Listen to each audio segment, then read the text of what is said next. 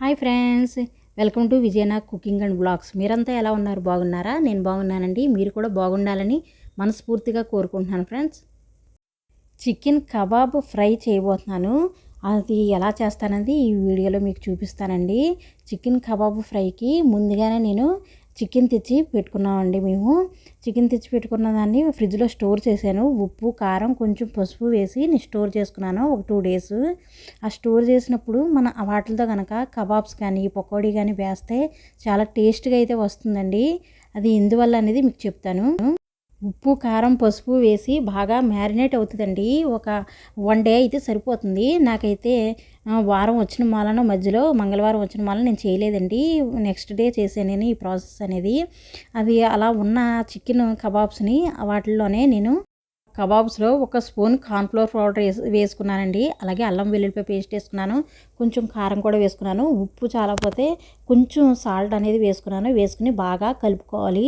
ఇలా కలుపుకున్న పీసెస్ని కొంచెం ఒక 5 నిమిషాలు వదిలేయాలండి. అలా వదిలితే మనం ఏదైతే కార్న్‌ఫ్లోర్ వేసామో అదంతా కూడా ఆ పీసెస్కి బాగా పట్టి టేస్ట్గా కూడా మారుతుంది. అప్పుడు మనం ఫ్రై చేసినప్పుడు బాగా వస్తుందండి. చాలా చక్కగా క్రిస్పీగా వస్తాయి. వీడియో చూసే ముందు ఒక లైక్ అయితే ఇవ్వండి ఫ్రెండ్స్. అలాగే నేను ఒక బాండీ పెట్టుకున్నానండి. ఈ బాండీ ఏంటంటే కొంచెం ఇనప మూకుడు అంటారు కదా, అలాంటి వాటిల్లో అయితే ఇలాంటి నాన్ వెజ్ ఐటమ్స్ మనం ప్రిపేర్ చేసుకున్నప్పుడు చాలా బాగా వస్తాయి. ఎందుకంటే మనం ఎక్కువగా వారాలు పూజలు చేస్తూ ఉంటాం కదా, వాటికి సపరేట్గా ఒక బాండి అనేది, ఒక మూకుడు అనేది ఉండాలని నేను ఈ విధంగా ప్రిపేర్ చేసుకోవడానికి ఒకటి ప్రత్యేకంగా తెచ్చిపెట్టుకున్నానండి. వాటిలోనే నేను ఈరోజు ప్రిపేర్ చేస్తున్నాను. చక్కగా ఇలాగ ఒక 5 నిమిషాలు మ్యారినేట్ అయిన వాటిని తీసి ఆయిల్లో వేసుకోవడమే. ఈ ఆయిల్ ఏంటి ఇంత ఎర్రగా ఉందని మీరు అనుకోవచ్చు. ఎందుకంటే ఆల్రెడీ నేను అంతకుముందు చికెన్ పకోడీ అనేది ప్రిపేర్ చేశాను.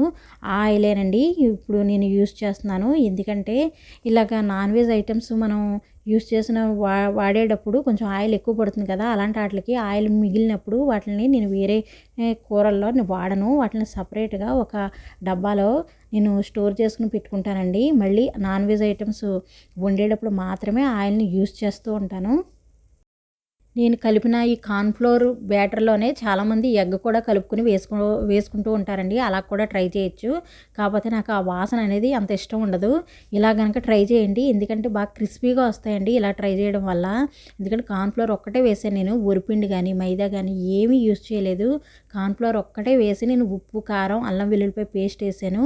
చక్కగా కొంచెం కావాలనుకుంటే మీరు ఫుడ్ కలర్ కూడా వేసుకోవచ్చండి. నేను కాశ్మీర్ రెడ్ చిల్లీ పౌడర్ ఉపయోగించాను. అందువల్ల ఏంటంటే మీకు ఇది రెడ్గా కనపడుతుంది. టేస్ట్ అయితే చాలా బాగుంటాయి. ఫుడ్ కలర్ కూడా నేను యూస్ చేయలేదు ఈ రెసిపీకి. అలాగే ఈ రెసిపీ నేను ప్రిపేర్ చేసేటప్పుడు నేను బ్యాటర్లో టేస్టింగ్ సాల్ట్ అనేది కూడా నేను వాడలేదండి. రుచి కోసం చాలామంది వేసుకుంటూ ఉంటారు. నేను అది కూడా వాడలేదు.